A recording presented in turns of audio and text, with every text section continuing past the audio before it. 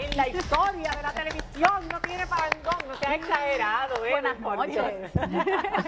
Lo que no tiene parangón es las bellezas que hacen televisión todas las noches mis compañeras. Gracias. ¿Y tú? Oye, no, pero Miss Mundo vaya, yo me siento 1982.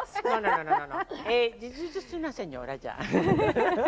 Ustedes, mujeres jóvenes, bellas, preparadas, de las que me siento sumamente orgullosa y feliz de que sean mis compañeras cada día. Y yo sé que el público también. A Diana, yo recuerdo cuando empezó Verdecita, hija de Uchilora, con una excelente preparación, pero nunca había estado en prime time.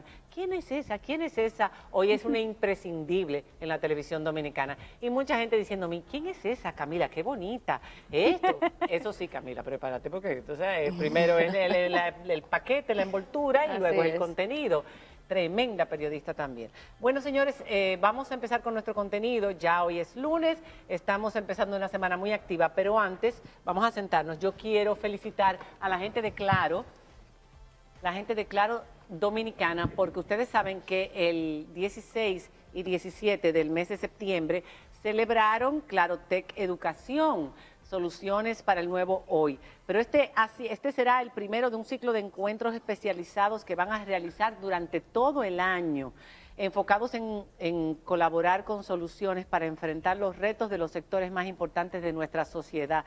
Esta primera versión virtual de Clarotec, porque antes no era virtual, pues ahora todo es virtual, resultó en un evento tecnológico sin precedentes en el país. Yo vi algo y la verdad es que era impresionante la forma en que se presentaban todas las imágenes, donde además de desplegarse una producción con importantes recursos digitales, se entregó un contenido de altísima calidad a través de algunas de las voces más autorizadas del mundo en materia de educación a distancia y transformación de los sistemas educativos. Aquí tuvimos a uno de los invitados, de los charlistas invitados en el programa. Al final, el presidente de Claro, el ingeniero Rogelio Viesca, indicó que la empresa seguirá apoyando la evolución del sistema educativo nacional, comprometidos con su rol de habilitadores de la plataforma tecnológica que requiere la transformación obligatoria de todos los sectores productivos en el país. Bueno, sí, Claro, es fundamental. que la pandemia ha acelerado la virtualidad en Por el mundo eso. entero. Fíjate que anoche hasta los premios Emmy se hicieron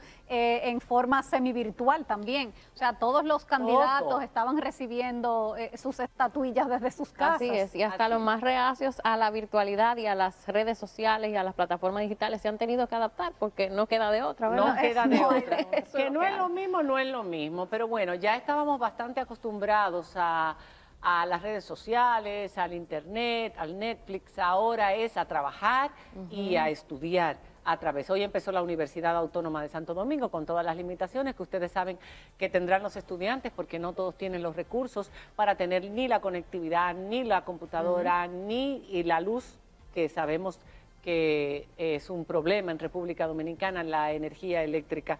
Pero bueno, buena suerte a los estudiantes de la universidad. Hay otras universidades de la UAS, hay otras que ya han empezado, los colegios también, algunos dichosos que han podido empezar, y ya veremos en noviembre cómo será la educación pública. Pero este fin de semana hubo 2 videos que se hicieron virales de viernes a domingo.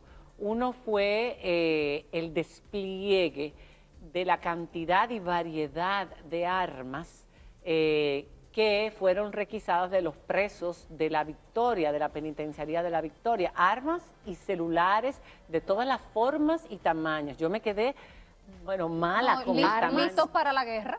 Óyeme, era, o sea, Sí, es un sí. arsenal total. armas de fabricación casera, porque había hasta cucharas con filo que ellos la van puliendo para sacarle. Es impresionante. Uno sabe y siempre ha sabido que se meten de contrabando, que ha habido un negocio, que por eso precisamente fue que quitaron a todos los empleados, a toda la guardia que custodiaba, la dirección al alcaide, etcétera. Pero después hubo otro video que se hizo aún más viral, que fue el del coronel José Rafael de los Santos, que es el nuevo comandante de la penitenciaría de La Victoria. Nosotros vamos a entrevistar en este momento, porque esto hay que comentarlo y hay que saber qué es lo que va a pasar en La Victoria, a Roberto Santana, quien es el asesor honorífico del Poder Ejecutivo en Política de Seguridad Ciudadana y Sistema Penitenciario. Y papá de nuestra querida compañera Carolina Santana. Ya no solamente es Roberto, ahora es papá de Carolina Santana también y de Paola Santana. Bienvenido, buenas noches, Roberto. Buenas noches, María Cela. Buenas noches, jóvenes. Un placer. Bueno, Roberto, antes de empezar a conversar contigo, sí nos gustaría que el público y nosotros volviéramos a ver parte de ese video, no lo vamos a poner íntegro, del coronel cuando decía que ahora ya aquí en La Victoria hay un solo probó y ese probó soy yo. Esas no fueron las palabras que llamaron más la atención. Hubo otras expresiones que a mucha gente gustaron, incluso a los presos que los aplaudían, pero a otras muchas hizo levantar las cejas, como ¿a qué se refiere el coronel? Vamos a ver esa frase y algunas de estas imágenes. El hombre más bueno que ustedes pueden ver, conocer, soy yo. Pero el único hombre que les rompe los huevos adentro soy yo.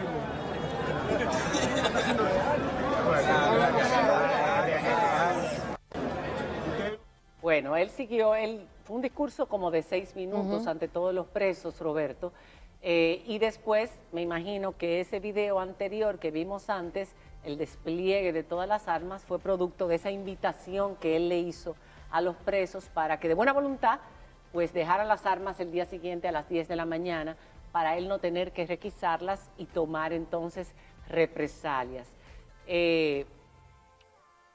Dinos una cosa primero. Yo me imagino que tú te sentiste mal al ver a todos estos presos aglomerados y sin mascarilla, la mayoría, ¿no? Claro que sí, claro que sí. Explícanos un poco de ese discurso, qué es lo que quiere decir, qué es lo que está pasando en La Victoria. ¿Podremos ver una nueva Victoria dentro de poco tiempo? ¿Qué medidas se van a tomar? Bueno, lo primero que hay que señalar es que veremos una nueva Victoria, pero no en ese lugar, ni bajo esas condiciones. Lo que está ocurriendo ahora mismo en la actual Victoria se refiere a una prisión tradicional, la cual ha sido objeto de una intervención debido a que los factores de inseguridad y de planificación de delitos desde su interior, pues colocaron esa prisión en una situación que ameritaba algo más que correctivos menores y algo más que ponerla a esperar hasta que los privados de libertad de ese establecimiento fueran trasladados al nuevo o a los nuevos establecimientos que están terminando de construirse en la zona de guerra. Específicamente, eso que ustedes ven en La Victoria, con sus que dejan tanto que desear, es lo que ocurre en todas las prisiones tradicionales en nuestro país.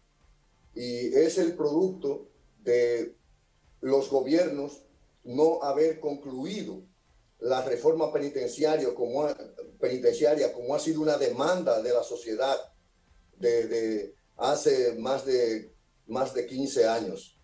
Se produjo una intervención de choque en estos días precisamente para poner en control algunos elementos críticos, más esa intervención de choque no implica que esa vieja Victoria corrupta y desorganizada, como todos sabemos, eso no tenemos ninguna intención ni posibilidad de esa misma prisión, así como está, transformarla en un establecimiento del nuevo modelo penitenciario. La estrategia del nuevo modelo penitenciario siempre ha sido, o de la reforma penitenciaria, siempre ha sido avanzar creando centros nuevos hasta que el 100% pertenezcan al nuevo modelo y mientras tanto mantener estables los establecimientos tradicionales, sabiendo todo lo que ocurre ahí. Ahora bien, ha llegado un momento y ha llegado unos meses, estos últimos años, en que no únicamente ha habido desorden y corrupción, sino que se han convertido realmente en el cuartel general desde donde se planifican los delitos. Y eso es lo que ha mostrado que el presidente de la República, de una manera totalmente acertada y práctica, haya determinado que hay que concluir la reforma penitenciaria y ha dispuesto una política y un plan al respecto, y a quien le dirige la palabra lo ha asignado como asesor del presidente de la República para seguridad ciudadana y para que encabece el grupo de dominicanas y dominicanos que concluyamos la reforma penitenciaria en un tiempo perentorio que yo estimo que será poco más de 2 años y antes de 3 años. Roberto, justamente sabemos que las cárceles de nuestro país se han convertido en escuadrones desde los cuales se encargan delitos y se mandan a matar gente, atracos, estafas. Ahí vimos la cantidad de celulares que se ocuparon en la cárcel de La Victoria. Y yo perdí la cuenta ya de la cantidad de veces que se ha anunciado que se van a bloquear las señales para que no salgan llamadas desde las prisiones. ¿Por qué es que esto no se ha podido hacer? Bien, vamos a ver. Hay que diferenciar, cuando se habla de cárceles, hay que diferenciar en lo que son las prisiones tradicionales y lo que son los centros de corrección y rehabilitación. Son 2 cosas distintas. En el país hay 22 centros de corrección y rehabilitación en los que se actúa predominantemente bajo el modelo de Naciones Unidas de seguridad dinámica, seguridad adecuada, respeto a los derechos humanos, etcétera, etcétera, y unas prisiones que quedan todavía, que son un remanente, que son las prisiones tradicionales caracterizadas por todo lo que tú has dicho, que realmente lo que has dicho no es más que quizás el 10 o el 15%, es mucho peor de eso. En las cárceles tradicionales ocurre de todo, y por eso es que yo creo que todos debemos estar contestes en que la decisión que ha tomado el presidente de la República no debe ser una decisión de un funcionario gubernamental, aún sea el primero, sino que tiene que estar acompañada por un empoderamiento de los medios de comunicación, de las organizaciones, de las comunidades, porque ningún presidente, ninguna policía, ningún Estado le lleva la seguridad y la tranquilidad a cada familia a su casa si cada quien también no pone de su parte. Pero lo del bloqueo de la señal para que no salgan llamadas, porque si no hay señal, se acaba el delito y el tráfico de teléfonos celulares y las estafas desde esas cárceles que no pertenecen al nuevo modelo, como tú decías. ¿Qué es lo que ha impedido que eso se ejecute tantas veces anunciado y qué se va a hacer ahora para que eso sea posible? Bien, el tema de la señal es un tema no tan simple. Es decir, efectivamente la señal contribuye a que no entre ni salga, vamos a decir que mensajes, ¿verdad? Estamos bien, estamos contestes en eso. Pero la solución tiene que ser holística, la solución tiene que ser integral, tiene que tomar en cuenta todas las cosas. Y ya eso lo hemos hablado con el señor presidente y lo hemos hablado con otros funcionarios. Es como si yo te dijera, yo coloco unos bloqueadores de señal, pero ¿qué sucede? ¿Quiénes manejan los bloqueadores de señal? Seres humanos. Si esos seres humanos están corrompidos y actúan por dinero, ellos mismos bloquean o inhiben a ese bloqueador. Te puedo decir más. He visto eso en muchísimos países de la región en los que trabajo, como encargado de la Academia Regional Penitenciaria.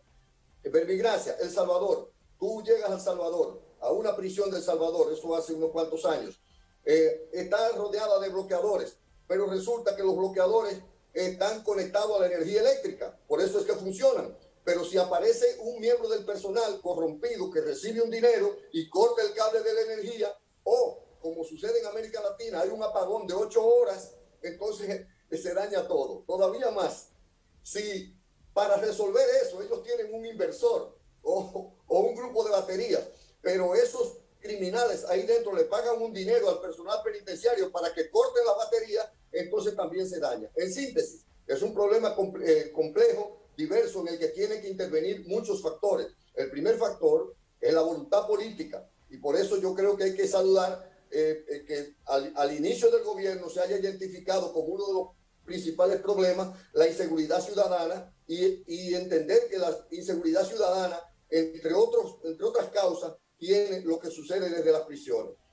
Y junto con eso, entonces, entender que para poder acometer ese tema, no basta con contratar bloqueadores, sino que tiene que haber personal adecuado, tiene que haber protocolos, tiene que haber supervisión, tiene que haber voluntad política y tiene que haber una serie de valores y de principios que rijan el desarrollo de la reforma, que es lo que pasa en el nuevo modelo. Ustedes oyen hablando de bloqueadores para la victoria, o para el 15 de Asua, para referirme a algo, ¿verdad? O qué sé yo, el Seibo, etcétera. Pero usted no oye la necesidad de bloqueadores en el nuevo modelo. ¿Por qué no se necesitan los bloqueadores en el nuevo modelo?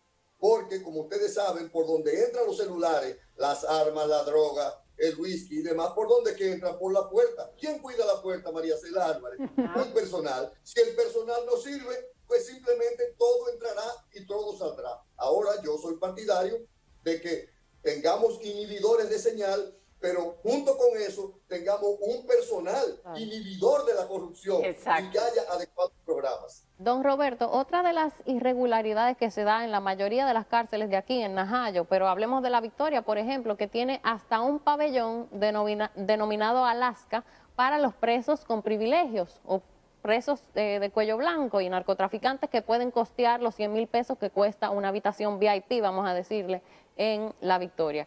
¿Se va a seguir esta práctica o esto va a parar también en el nuevo modelo que ustedes van a implementar? Bueno, mientras estos presos pasan a la nueva cárcel, Victoria, sí. Entonces, ¿qué se va a hacer en ese sentido? Y tiene mucho que ver con el discurso del coronel. Correctamente. Bueno, precisamente una muestra de lo que será, vamos a decir que este periodo constitucional en los diferentes estamentos del Estado está relacionado en cómo se está reaccionando a lo que se está encontrando. No se ha encontrado todo, pero lo que se ha encontrado hasta ahora en una serie de dependencias estatales, incluyendo el tema de las prisiones. Como ustedes pudieron ver, hace creo que más de una semana, a una persona perdió la vida, creo que en un sector de la capital, Las Caobas. En Las Caobas, sí. Un crimen encargado desde La Victoria. ¿Desde dónde? Desde La Victoria. ¿Ustedes no recuerdan eso? Sí.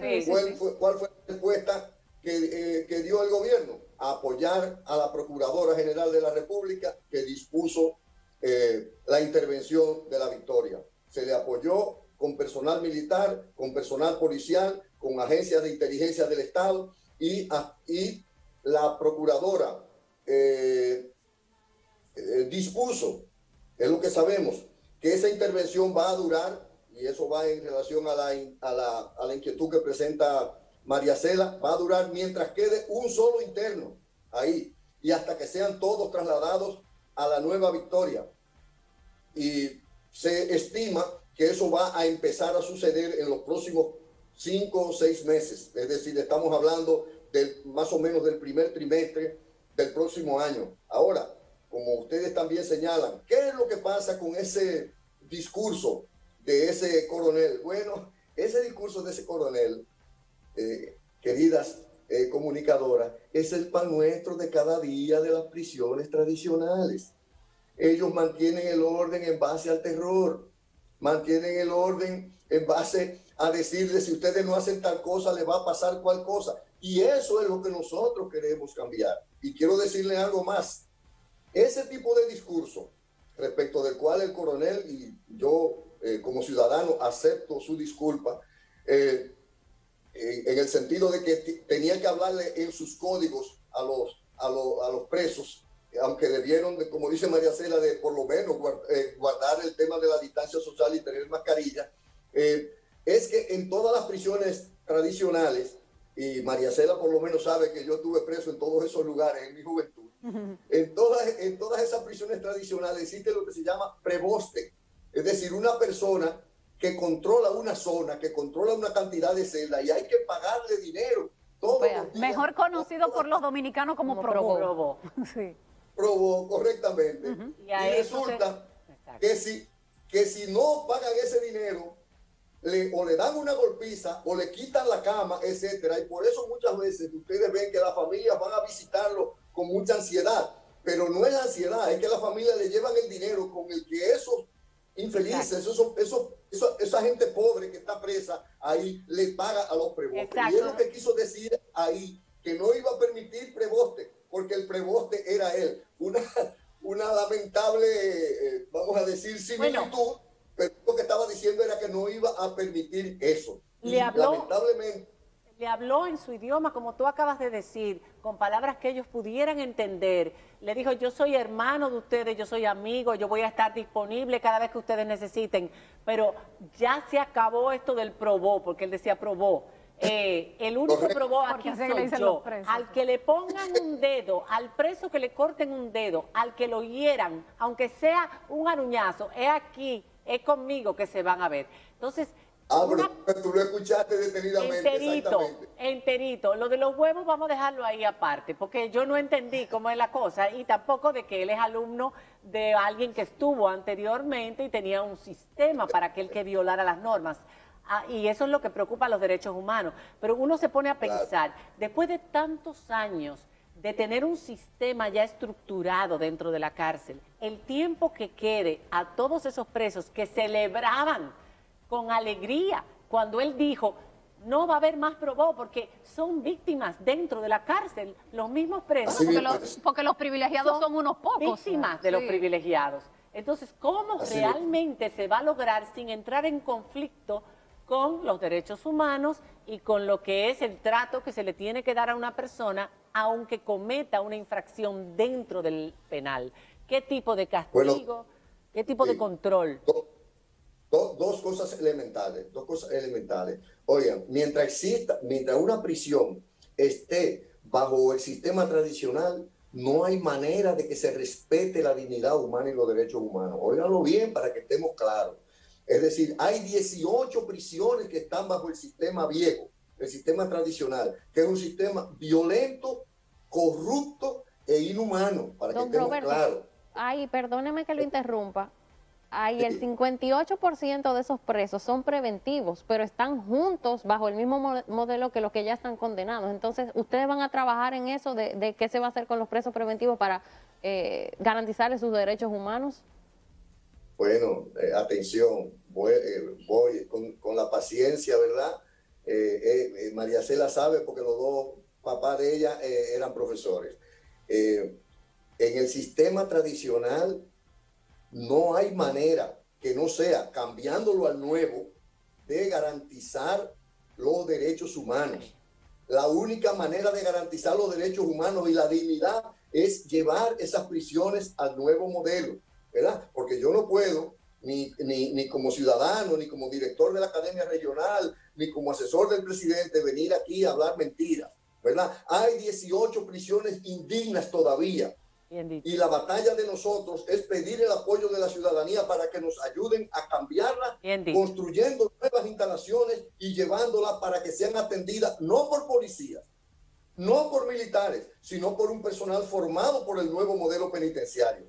Me doy a entender, es decir, que cualquier dominicano que se olvide de la idea de que porque nosotros intervinimos con 1000 y pico de militares, ya todo el mundo tiene una cama en La Victoria. Falso. Porque ahí lo que hay espacio es para 2000 personas y hay 8000, ¿de acuerdo? Que ya ahí no va a haber droga. Falso. Le voy a hablar la verdad clara. Una parte de la familia ahí le llevan, usted ve que están en fila y usted cree que le llevan comida. Lo que le llevan escondido ahí es droga. Óiganme bien, porque hay una cantidad de adictos ahí dentro. Claro. Y es un tema con el que nosotros tenemos que batallar. Y nosotros vamos a resolver ese problema como se le quitan las patas a un cangrejo, a una jaiba, moviendo esos grupos poco a poco, uno a uno, 50-50, 100-100, 200-200, hacia el nuevo lugar que se llama Las Parras, el cual lo vamos a dividir en 8 prisiones de 1000. Es decir, yo no puedo venir aquí a buscar, a presentar situaciones falsas, no. Esas prisiones hay que desbaratarlas. Bien. La Victoria hay que desbaratarla. Así mismo. Y las otras 18 hay que desbaratarla. Y mientras tanto le pido apoyo a la sociedad para que nos ayude a sobrellevar esa situación ahí dentro. Ese día que eso ocurra, vamos a cantar victoria, Roberto. Una institución para 2000 para 2000, yo no puedo meter 8.000 camas. Imposible. ¿Estamos de acuerdo? Es decir, Exacto. no puedo venir a hacer politiquería aquí. Bien. ¿De acuerdo? La transición es así.